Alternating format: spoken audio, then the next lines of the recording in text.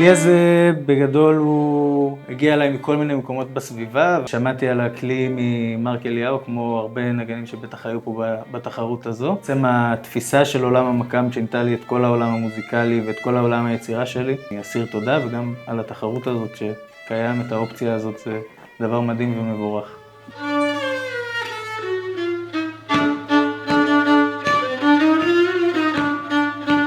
במדינת ישראל חשוב שיהיה עוד נגנים שמנגנים את הז'אנרים של מוזיקה מן המזרח, בעיקר צוברים ידע, ניסיון, שיוכלו לפתח גם איזשהו אומנות משל עצמם, אבל שעדיין יישאר בגדר למידה ובגדר השראה עצמית מהמסורות האלה.